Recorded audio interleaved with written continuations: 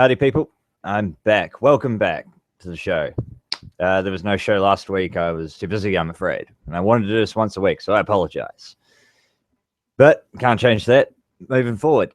This week, I'm winging it again. I didn't write down any subjects because it's too hot today. It's just too damn hot.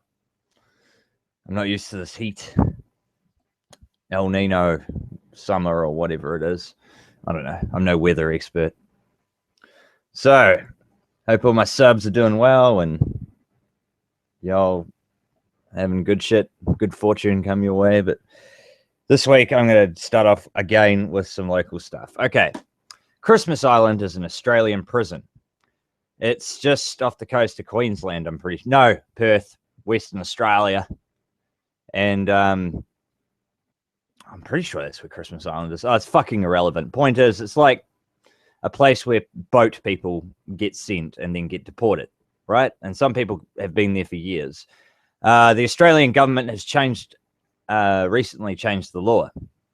And that law change allowed them to deport non-Australian residents who have served more than 1 year in prison, right?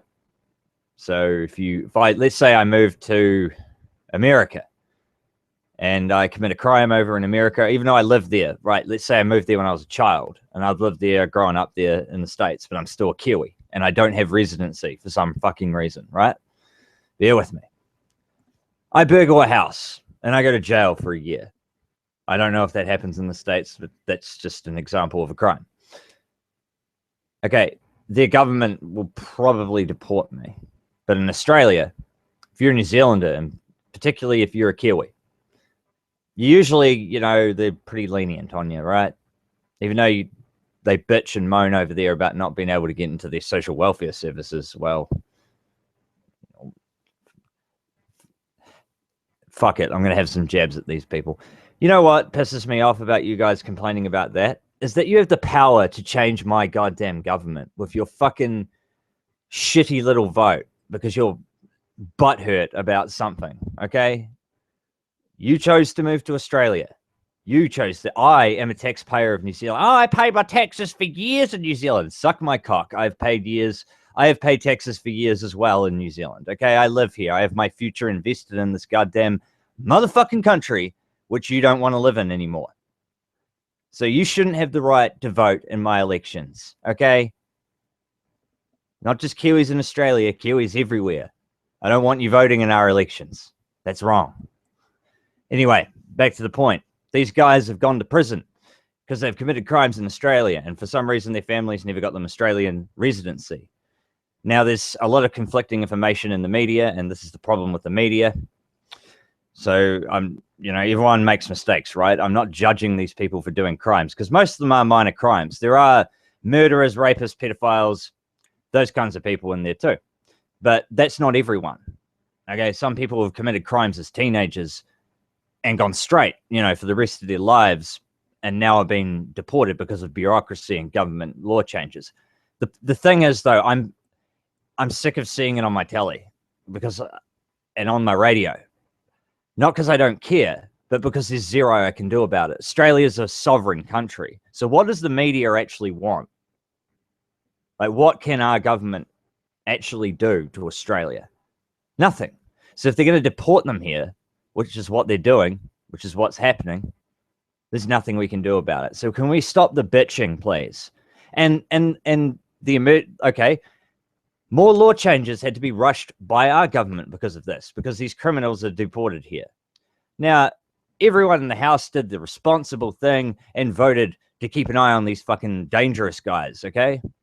So they get treated as the same as people who come out of prison here, right?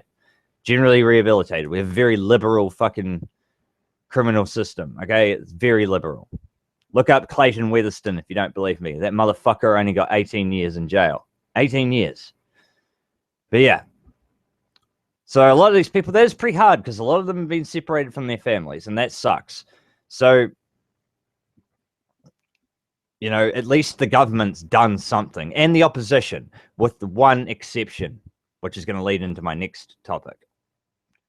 The Green Party.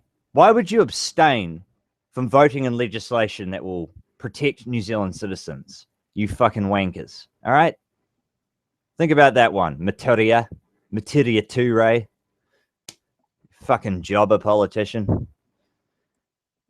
Anyway, moving on from New Zealand politics and how much of a joke that is, and the bitching about Christmas Island, and basically complaining about things that we can do nothing about. Global warming, climate change. The great UN fucking funded climate change conference has been held in Paris. It may have been held on the Sunday that's just been, or this Sunday. And fuck, you talk about hypocrisy. You talk about a complete... They've changed their stories more times than I've changed my socks. And, you know, it's amazing to me that a country with only 4.5 million people can be such a target for climate change. You must do this. Fucking New Zealand, you know, blah, blah, blah. And really, like, we got centuries, okay? We don't need extreme measures. The extreme measures that were put onto this city after the earthquakes, for example, when we had no power and we had to use our open fireplaces and shit, and our fireplaces and log burners that we've replaced because of conferences like this, which then bring law changes to our country because the green element is so strong here. All it's done is just make people pay for new fireplaces that are they burn clean. They burn clean. Motherfucker, 4.5 million of us, if we all used open fireplaces, we still wouldn't put a dent of the air pollution that China puts out, or India, or so many other countries. But yet, you're going to pay more taxes, boy. So everyone in New Zealand, and, you know, probably you too, Australia, get ready for some taxes, mate. You got some more taxes coming after this Sunday. Why would they lie to us? Why would they... You know, why wouldn't they be honest? I don't know. Do you reckon that money has a big say in this kind of thing? If you throw millions and hundreds of millions of dollars at people, you don't think you can manipulate them a little bit? Conspiracy talk, damn it. Yeah, but the hypocrisy of talking about climate change and talking about burning CO2s, the hypocrisy in fucking flying there in a plane all over the world, all these fucking pricks with their fucking suits on, looking all nice, staying in the nicest hotels, living the fucking life, baby, on the UN dollar. Flying around the world in a plane to tell everyone else that they need to burn their carbon emissions. Suck my dick is my response to that. Fucking hell. If these greenies and these fucking typical, you know, they typically, not all of them, but they tend to be more liberal people, want the conservatives and the hard conservatives to actually listen about climate change, because I do believe there definitely needs to be discussion about some things. But the hardcore conservative base will be more likely to listen to you if you're not so fucking nuts about it, like with these taxes. You know, you people, you've lost it. You've lost the plot. I tell you. Now to some sad news. One of my icons and one of my heroes. Yeah, that sounds corny, but it's true.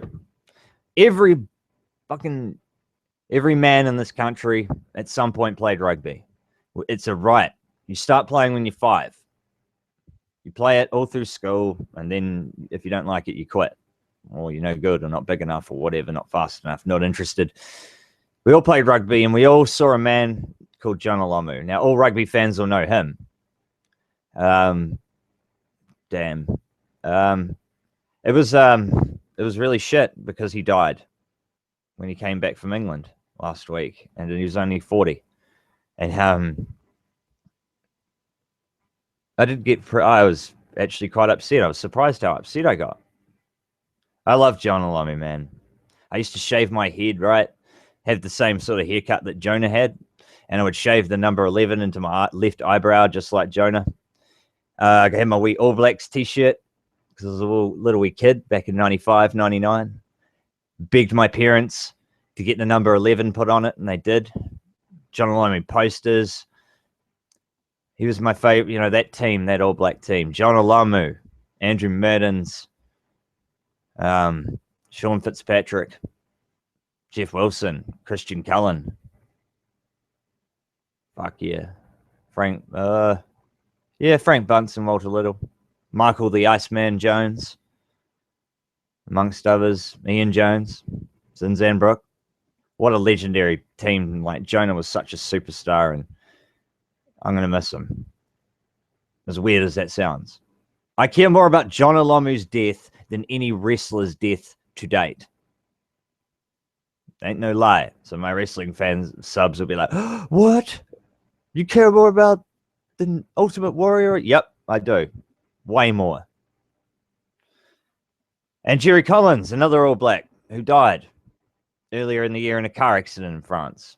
Not a legend like Jonah, but still an entertaining man, a nice man. Even when he was playing the top peak of his profession, Jerry Collins went back to his semi-ghetto neighborhood, ghetto by Kiwi standards, not ghetto by American standards, but still pretty ghetto. And he still did he still worked on the rubbish truck, He was just such a character. He still lived in his parents' house, as an All Black. And Jerry Collins will be missed too. So rugby, it's been hard for us fans, us fans in New Zealand. It's been shocking. Richie McCaw is retired, back-to-back world champion, only man to ever do that, captain aside to do that. The All Blacks there'll be a big hole in the team next year. Is there anything else I want to talk about? No, not really. I had to complain about the Greenies. I had to complain about the government. Yeah. Oh, actually, fuck it. Yeah. So wrestling, I find myself when I watch it, like, hating it with a passion and thinking, well, not hating it with a passion, just sickened, bored. Like, I just don't care. And it's bad when I consider John Cena my least. Fuck, I dislike John Cena, but the fact remains that I prefer John Cena to Finn Balor and all these other jobbers, okay? The future of the WWE. Oh, WrestleMania 41. Dean Ambrose versus Finn Balor. That'll put 100,000 asses in seats, won't it, bro? No, it won't. The only wrestlers I care about in that company are Brock Lesnar, The Undertaker, and Triple H. They're the only wrestlers I actually give a shit about. And all three of those guys don't really wrestle. So, and all these new guys coming in. I was watching NXT, watching some tag match, and it looked like it was, those old PlayStation 2 wrestling games. No, PlayStation 1 wrestling games.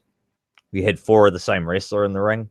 That's what it looks like. These fucking people just look the same movesets, same fucking wrestling style. None of them can talk on the mic. I see a lot of people hate Roman Reigns, and while he isn't good on the mic, in my opinion, neither is anyone else.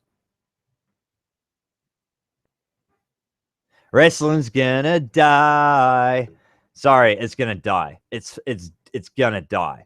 There ain't no saving it. WWE is going to be a small indie fed that's going to be exclusive to a network. It's going to move around an exclusive group of towns. That's the future of the WWE. And they'll be having WrestleMania in 16,000 seat stadiums again. Bullshit, man. Fuck Finn Balor, man. Kevin Owens. Kevin Owens doesn't have long left in his career. And these new guys won't draw a fucking dime. They will not draw. And if you don't think that matters, you're an idiot. Because it does matter. That's how, the business keeps going. Otherwise, fuck, I could go on about this for hours. That's enough. Time of our wrestling. Thanks for listening to Starcrafty's Vlogs, episode 5. I hope y'all have a good day and all that lovely stuff. And thanks for taking time to watch this video. Peace.